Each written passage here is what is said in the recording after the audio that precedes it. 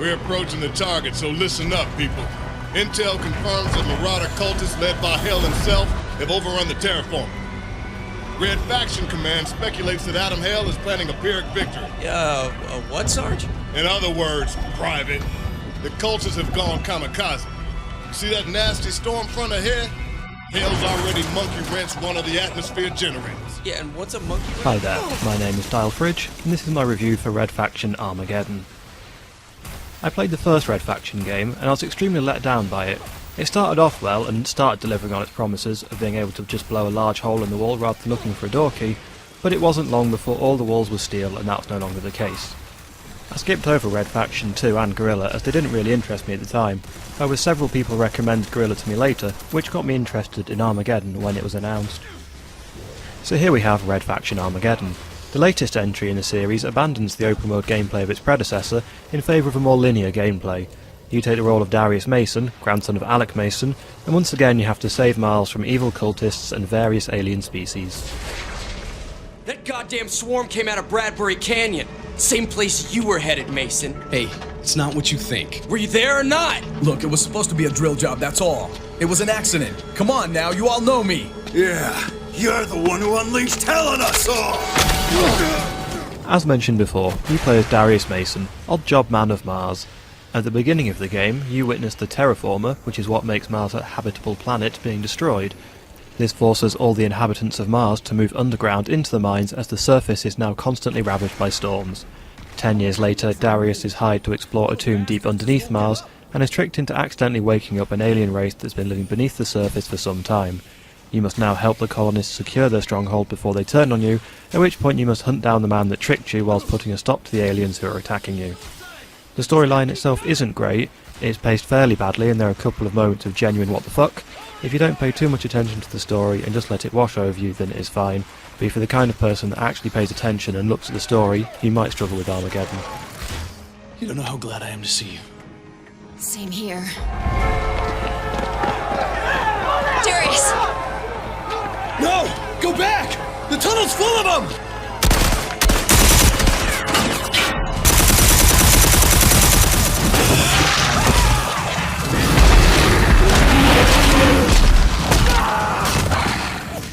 Armageddon is a third-person action-adventure the same as Guerrilla, however, as I said before, we've moved away from the open world into a linear setting.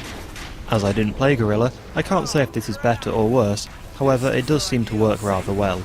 You will still be destroying everything in sight, whether it is to get to where you're going quicker, gain advantage in a fight, kill an enemy, or just for fun. As with the other Red Faction games, the key part of the gameplay is still the destruction of buildings, and I have to say it was nice to play a third-person shooter where the core mechanic doesn't revolve around a cover system for a change.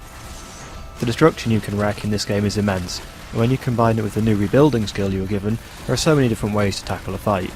We were told early on that you can use this rebuild skill to repair a structure around you for extra cover, but you can also use it to rebuild the wall you just threw at an enemy and throw it back at them a second time. Its main use does seem to be repairing the stairway to the next area that you just destroyed though, which does happen quite a lot. Think the cultists actually worship these things?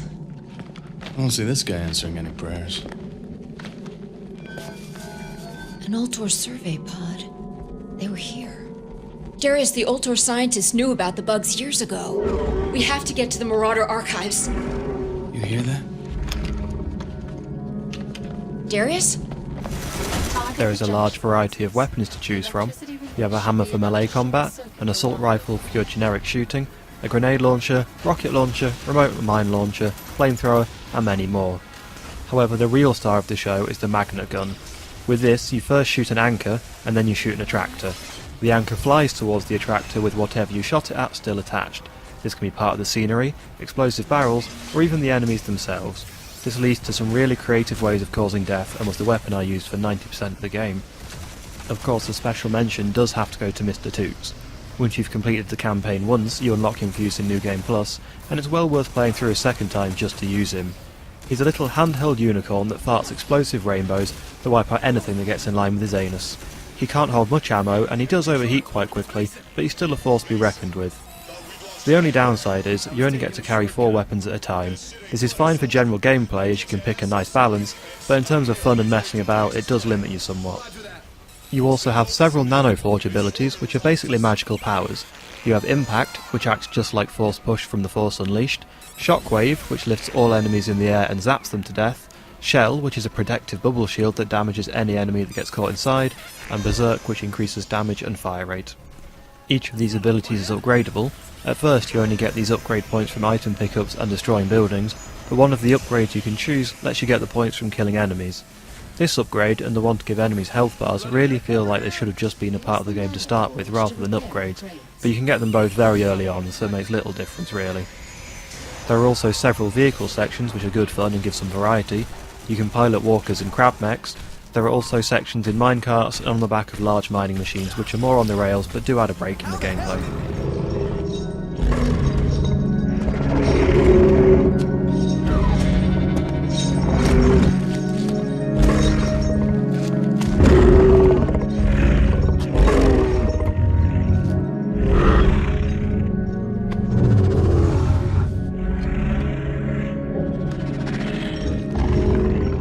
My children, this is a power I've promised you.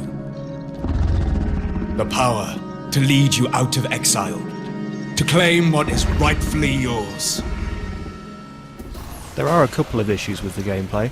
I stumbled across the occasional invisible wall, and a couple of objective checkpoints went off a little bit later than they should have. In some areas the enemies seem to spawn for just a little bit longer than is fun as well. There are only one or two of these areas and they are fairly late in the game, but you do feel like you won't ever be able to make it out of these areas. The physics engine still has the odd hiccup as well, where an entire building can be held up by a single pillar. This is especially annoying when you're given a building to destroy as an objective, as sometimes it will decide you need to remove every last brick for it to register and let you move on. The controls are pretty intuitive, fluid and responsive. My only complaint about them is that occasionally the dodge move will fail, leading you to taking more damage than is necessary. I also don't think I used the crouch button once after the tutorial that forces you to go through a small gap, although to be honest, not using the crouch button is hardly a real complaint. The lock-on system does make things a little bit easy, as it will just snap straight onto a target and track them until you let go of the button.